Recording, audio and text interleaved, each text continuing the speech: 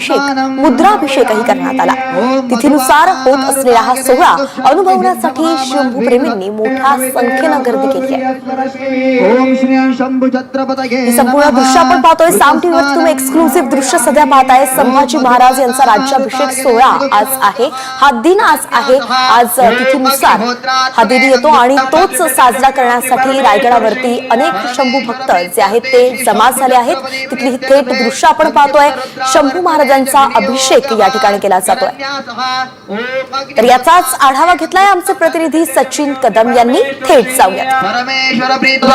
स्वराज्याचे दुसरे छत्रपती संभाजी महाराजांचा राज्याभिषेक सोहळ्याचा वर्धापन दिन साजरा होता। आपण किल्ले रायगडवर आहोत। या ठिकाणी आपण पाहू शकतो की राज दरबारामध्ये ज्या ठिकाणी त्या ठिकाणी हा सोहळा साजरा होतोय। अगदी ब्राह्मण असतील त्यांच्या मंत्रोच्चाराच्या साथीने या राज्याभिषेकाला सकाळपासून सुरुवात झालेली आहे। पालखी मिरवणूक झालेली आहे। त्याचबरोबर विविध धार्मिक जे विधी त्या ठिकाणी झालेले आहेत। मर्दानी खेळ असतील, ढोल ताशा असेल, याच्या गजरामध्ये मिरवणूक काढून छत्रपती संभाजी महाराजांची प्रतिमेचं आगमन झालं आणि हा राज्याभिषेक सोहळा झालेला आहे। मोठ्या प्रमाणात शिवप्रेमी या ठिकाणी रायगड किल्ल्यावर आलेले आहेत। पारंपरिक वेशभूषा परिधान केलेली आहे। भगवे झेंडे असतील, छत्रपती शिवाजी महाराजांच्या घोषणा असतील, यांनी आज रायगड पूर्ण दमदमून गेला दिसत आहे। सचिन कदम, साम टीव्ही, रायगड। यानंतर आताच्या क्षणाची सगळ्यात मोठी बातमी समोर येते ती म्हणजेच नारायणगडाचे महंत मस्साजोगकडे रवाना झाले आहेत। शिवाजी महाराज घेणार आहेत देशमुख कुटुंबियांची भेट। तर संतोष देशमुख यांच्या कुटुंबियांची ते सांत्वनपर भेट घेणार असल्याचं आता कळतंय। तर नारायणगड देशमुख कुटुंबियांच्या पाठीशी असल्याचं आता ते सांगतायत। महंत शिवाजी महाराज यांनी हे विधान केलेलं आहे आणि त्यांनी मस्साजोगच्या देशमुख कुटुंबियाला आपला पाठिंबा जाहीर केलाय। जे देशमुख असतील किंवा त्यांचे कुटुंबीय असतील, मग विराज देशमुख असेल आणि वैभव देशमुख असेल, नारायणगडावरती येऊन दर्शन घेतलं। मात्र बाबा कार्यक्रमानिमित्त बाहेर होते। महंत शिवाजी महाराज आणि धनंजय देशमुखांमध्ये बोलणं झालं होतं फोनवरनं। नेमकी बोलणं काय झालं होतं? आज गडाचे महंत जे शिवाजी महाराज आहेत ते नारायणगडावरनं मस्साजोग दिशेने रवाना होतात। तिथे जाऊन कुटुंबियांची सांत्वनपर भेट घेणार आहेत। बाबा काय सांगाल? या ठिकाणी देशमुख कुटुंब नारायणगडाच्या दर्शनासाठी आले होते आणि आमची सुद्धा भेट घेण्यासाठी आले होते। पण आम्ही कार्यक्रमाला बाहेर असल्यामुळं त्यांना सांगितलं की बाबा मी इथं कार्यक्रमाला बाहेर आहे, याच्यानंतर तुम्हाला प्रत्यक्षात तुमच्या गावी भेट देण्यासाठी येईल। हा निरोप फोनवर बोललो तर मी, बाकी काही नाही। विषय आमचा काहीच नाही। त्यांच्या दुःखात आम्ही सहभागी आहोत, हेच आमच्या मुखाद्वारे हे शब्द बाहेर निघतील। बाकी आमचा विषय काहीच नाही। मेंगडे महाराज आणि आम्ही दोघंच आहोत, दुसरं कोणी आमच्या बरोबर नाही। साम टीव्हीसाठी मी योगेश काशीत, नारायणगड, बीड। बीडमधील दोन महत्वाचे गड भगवानगड आणि नारायणगड आणि या दोन्ही गडांनी आता देशमुख कुटुंबियांना आपला पाठिंबा दिलाय, म्हणून त्यांची ताकद नक्कीच वाढली आहे। तेव्हा आता त्यांना न्याय कधी मिळतो, लवकरात लवकर त्यांची मागणी पूर्ण होते का, हे देखील पाहावं लागणार आहे। यानंतर इतरही बातम्यांचा आता वेगवान आढावा घेऊयात। भोर महाड मार्गावरती धुळीमुळे प्रवासी हैराण झाले। तर रस्ता रुंदीकरणाचं काम सध्या सुरू आहे। जुना डांबरी रस्ता खोदल्यानं या मार्गावरती मातीचं साम्राज्य निर्माण झालंय। वेळेवरती पाणी मारत नसल्यानं रस्त्यावरती धुळा उडतोय। यामुळे शाळकरी मुलांना धुळीचा त्रास सहन करावा लागतोय। मात्र प्रशासन याकडे साफ दुर्लक्ष करतंय।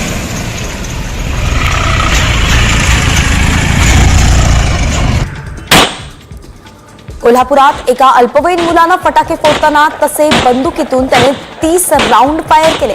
कोल्हापूरमध्ये एका रिटायर पोलिसाच्या अधिकाऱ्याच्या घरात या मुलाची आई मोलकरीण म्हणून काम करते। मात्र या अल्पवयीन मुलाने या पोलिसाची ही जर्मन मेड बंदूक चोरली। रिकाम्या माळ्यावरती जात त्यानं बंदुकीतून 30 राऊंड फायर केले।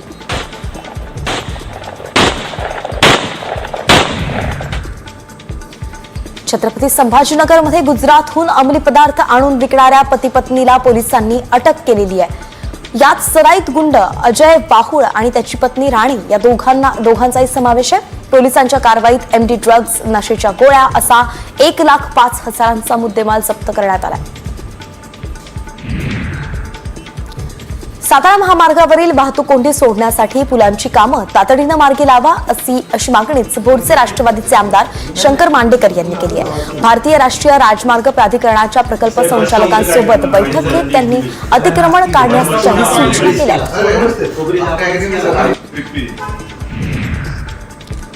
पुण्यातील सिंहगड किल्ल्याच्या पायथ्याशी असलेल्या डोंगराला भीषण वणवा लागल्याची घटना घडली आहे. सुरक्षा रक्षक आणि वनरक्षकांच्या अथक प्रयत्नातून 4 ते 5 तासांमध्ये ही आग आटोक्यात आणली गेली. मात्र तरी सुद्धा 50 ते 60 हेक्टर जंगल आगीत खाक झालं.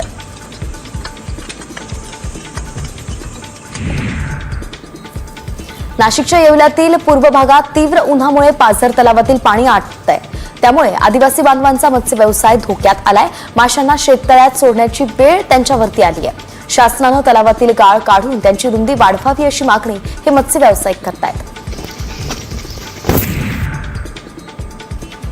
बुलढाण्याच्या डोणगावमधील प्राथमिक आरोग्य केंद्राच्या शेजारी अज्ञात व्यक्तीनं जैविक कचऱ्याला आग लावली, ज्यात सलाईन, सोनोग्राफी रिपोर्ट, इंजेक्शन, औषधी बाटल्या होत्या. आणि या घटनेची माहिती मिळताच आरोग्य विभागाच्या कर्मचाऱ्यांनी तात्काळ आग विझवली, म्हणून मोठा अनर्थ टळला.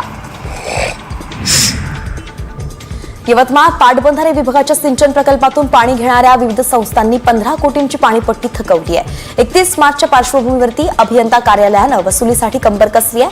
संबंधित संस्थांना थकीत पाणीपट्टीचा भरणा करण्यासाठी सूचनाही करण्यात आल्या आहेत. लोणावळ्यात माजी नगरसेवकाचा आत्महत्या करण्याचा प्रयत्न फसलाय. मात्र पोलिसांनी वेळीच रोखल्यानं मोठा अनर्थ टळला.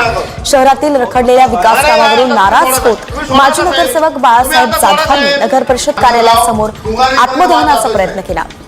मात्र घटनास्थळी पोलिसांनी तात्काळ हस्तक्षेप केला आणि त्यांना रोखलं.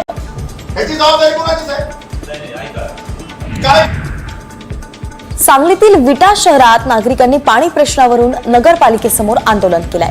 शहरात 1 दिवस आड पाण्याचा पुरवठा केला जातोय, त्यामुळे नागरिकांना हाल सहन करावे लागतात.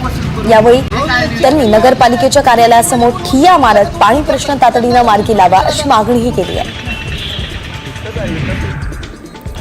बीडच्या परळीमध्ये मालकीच्या प्लॉटवरती अतिक्रमण करून मालकालाच जीवे मारण्याची धमकी दिली आहे. त्याला नितीन मुंडे आणि व्यंकटी मुंडेंनी धमकावून जीवे मारण्याची धमकी दिली आहे. या घटनेच्या निषेधार्थ शहरातील सोनं व्यापारी आणि नागरिकांनी पोलीस ठाण्यासमोर ठिय्या मांडला.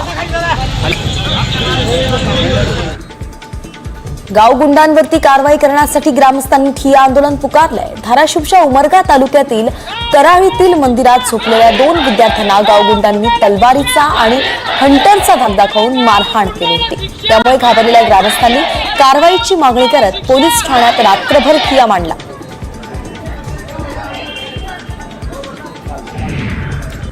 जालन्यात विविध मागण्यांसाठी जिल्हा परिषदेसमोर वृद्ध कलावंतांनी रास्ता रोको आंदोलन केलं. वृद्ध कलावंतांना महिन्याला 11,000 रुपये द्यावे या मागणीसाठी आंदोलन करण्यात आलं. जिल्ह्यातल्या 300 कलावंतांचा मानधनाचा प्रस्ताव मंजूर करण्यात यावा अशी मागणी यावेळी कलावंतांनी केली आहे.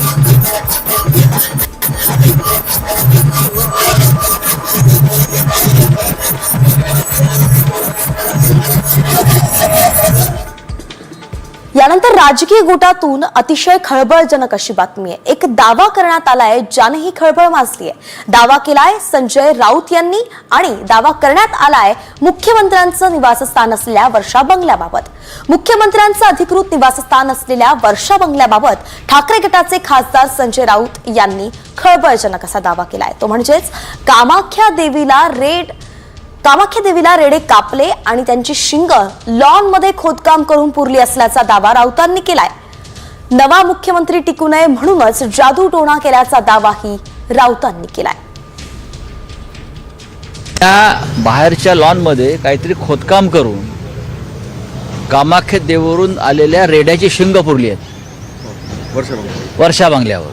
पण ह्या चर्चा आहेत की कामाख्या मंदिरात जे काय रेडे कटिंग झालं, इथून काही मंत्रलेली शिंग आणली म्हणजे काही लोकांनी आणि ती तिकडे पुरली आहेत की मुख्यमंत्रीपद कोणाकडे टिकू नये दुसऱ्या माणसाकडे.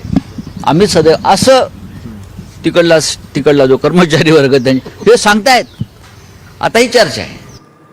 तर वर्षा बंगल्यावरती राहण्याचं महाराष्ट्रातल्या प्रत्येकाचं स्वप्न असतं. मात्र 2 महिने उलटले तरी सुद्धा मुख्यमंत्री देवेंद्र फडणवीस वर्षावरती राहायला का गेले नाहीत, नेमकं काय घडलंय आणि दडलंय वर्षा बंगल्यामध्ये, यावरचाच हा विशेष रिपोर्ट पाहूयात. मुख्यमंत्री वर्षावर का जात नाहीत? कोण करतय वर्षावर काळी जादू?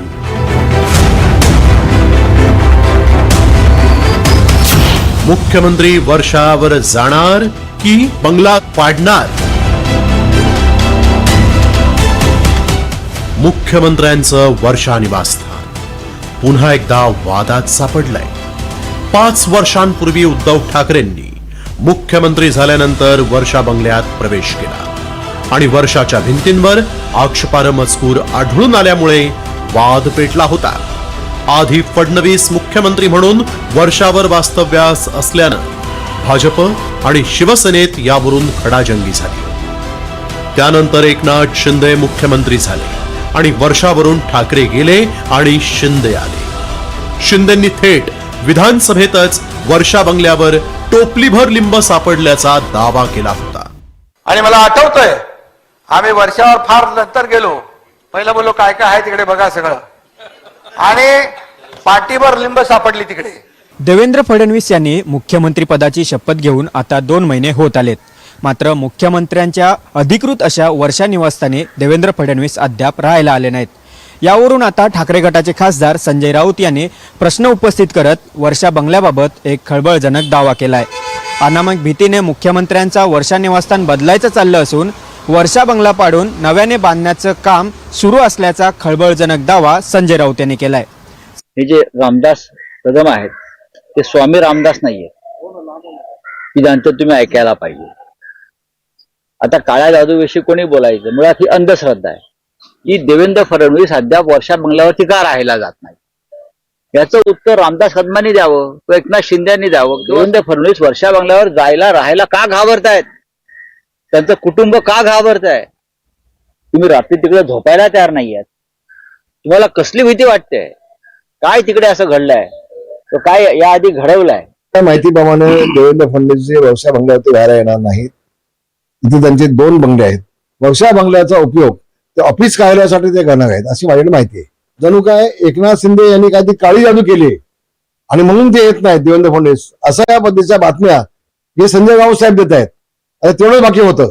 मी संजय राऊत साहेबांना सांगेन, माझ्या माहितीप्रमाणे एकनाथ शिंदे त्यांच्या भाषणामध्ये जाहीरपणे बोललेत की ज्या वेळेला वर्षा बंगला उद्धव ठाकरे यांनी सोडला त्यावेळेला टोपलीभर लिंबू मिळाले वर्षा बंगल्यावरती, टोपलीभर लिंबू. म्हणून काळ्या जादूचे बादशाह ते तुमचे उद्धव ठाकरे जाय तरच आपण विचारलं पाहिजे असं मला वाटतं. हे आरोप प्रत्यारोप एवढ्यावरच थांबलेले नाहीत, तर अनामिक भीतीनं वर्षा बंगला पाडणार असून मुख्यमंत्र्यांसाठी त्याच जागेवर नवा बंगला बांधण्याच्या हालचाली सुरू असल्याचा दावा राऊत यांनी केलाय. तर नव्या वास्तूला हरकत काय असं सांगत याला भाजपनं दुजोराच दिल्याचं दिसतंय. का मला कळत नाही हे काय चाललंय की मुख्यमंत्र्यांचं निवासस्थान बदलायचं चाललंय कोणत्या तरी एका अनामिक अशा भीतीमुळे. असं काय घडलंय की वर्षा बंगला पाडून नवीन तुम्ही बांधण्याचं ठरवलेलं आहे? माझ्याकडे माहिती आहे म्हणून सांगतो की संपूर्ण खोदकाम करून पाडून तो नव्यानं उभं करण्याचं आता काहीतरी चाललेलं आहे. इंटेलिजन्सचं काम त्यांचं सुरू आहे. आता मला माहित नाही त्यांना कुठला माहिती मिळाली, परंतु असेल तर त्याच्यामध्ये काय आहे? जे काय कुठल्या भुयाराचा शोध लावायचा आहे की काय त्याच्यामध्ये? एक आपले वर्ष आहे ते जर चांगल्या पद्धतीनं विकसित होत असेल, महाराष्ट्राचा मुकुटमणी आहे, मुख्यमंत्र्यांचं निवासस्थान आहे, त्याच्यामुळे राणा भीमदेवी थाटात काहीतरी मोठा शोध लावला अशा प्रकारच्या थाटात संजय राऊतांनी काही राहायचं कारण नाही. पुरोगामी महाराष्ट्राच्या गप्पा मारणाऱ्या नेत्यांमध्येच काळ्या जादूची चर्चा रंगली आहे. त्यामुळे पुरोगामी म्हणवला जाणारा महाराष्ट्र प्रतिगामी जोखाडातून मुक्त करायचा असेल तर आधी नेत्यांच्याच मानसिकतेत बदल घडवून आणण्याची नितांत गरज आहे. कारण कधी अपशकुनी बंगला असल्याचा दावा करून बंगला नाकारला जातो, तर कधी काळ्या जादूवरून तिथं राहणं टाळलं जातं. त्यामुळे आता वर्षा बंगला पाडला जाणार की अंधश्रद्धेला मुठमाती देऊन फडणवीस वर्षाभर राहायला जाणार याचीच उत्सुकता आहे. ब्युरो रिपोर्ट, साम टीव्ही न्यूज. अशा अजून सविस्तर बातम्यांचा आढावा एका छोट्याशा ब्रेक नंतर. इंटरनॅशनल सनी सनफ्लॉवर ऑइल मध्ये आहेत व्हिटॅमिन्स जे नवीन वर्षाचा पहिला महिना पुणे मेट्रोसाठी लाभदायक ठरला. जानेवारी 2025 मध्ये मेट्रोचे दोन्ही मार्गांवरती तब्बल 49,64,000 प्रवाशांनी प्रवास केला. मेट्रोच्या तिजोरीत 7,84,00,00,000 रुपयांचे विक्रमी उत्पन्न देखील जमा झालं.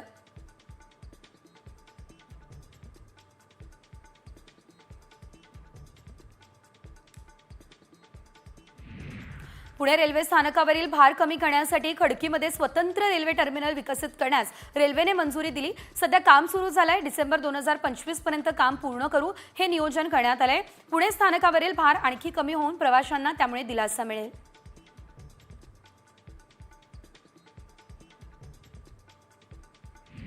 पुण्यातल्या जीबीएसच्या वाढत्या प्रादुर्भावाच्या पार्श्वभूमीवर पिण्याच्या पाण्याची तपासणी सुरू आहे. या तपासणीत सिंहगड रस्ता परिसरातील 30 पैकी तब्बल 19 खासगी आरो प्लांटचं पाणी देखील दूषित असल्याचं समोर आलं. त्यामुळे आता टँकर आरो या प्रकल्पांवर कडक कारवाई करण्याचे आदेश पुणे पालिका आयुक्तांनी दिले.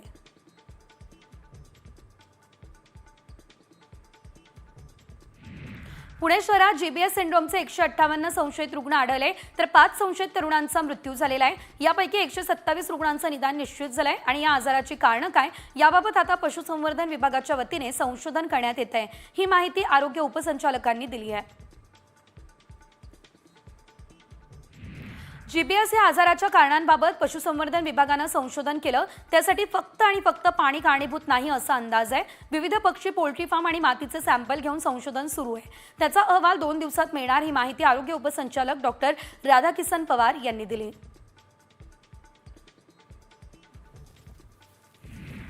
जीबीएस या आजाराचा एक संशयित रुग्ण अहिल्यानगर शहरात आढळला. जिल्हा रुग्णालयात तपासणीसाठी आलेल्या 14 वर्षीय मुलीमध्ये जीबीएस सिंड्रोम सारखी लक्षणं दिसली. तिला उपचारासाठी आणि आताच्या क्षणाची सगळ्यात मोठी बातमी समोर येते. सूरज चव्हाण यांना जामीन मंजूर झालाय. खिचडी घोटाळ्यामध्ये सूरज चव्हाण यांना जामीन सध्या अखेर मंजूर झालेला आहे. सगळ्यात मोठी बातमी आपण पाहतोय. त्यांच्यावरती खिचडी घोटाळ्यासंदर्भात अनेक आरोप करण्यात आलेले होते. त्यानंतर अटकेतही ते होते आणि आता मात्र त्यांना जामीन मंजूर झालाय. एका प्रदीर्घ प्रतीक्षेनंतर सूरज चव्हाण यांना जामीन मंजूर. तर ही दृश्य पाहतोय आपण सध्या. सूरज चव्हाण यांना खिचडी घोटाळ्यातून आता दिलासा मिळालेला आहे. थोडासा दिलासा आपण म्हणू शकतो कारण की त्यांना अथक प्रयत्नानंतर मुंबई हायकोर्टानं जामीन मंजूर केलेला आहे. खिचडी घोटाळ्यात ते आरोपी आहेत आणि त्यांच्यावरती सध्या कारवाई सुरू आहे. तुर्तास जरी त्यांना जामीन मंजूर झाला असला तरी त्यांच्यावरचे आरोप अजूनही तसेच आहेत.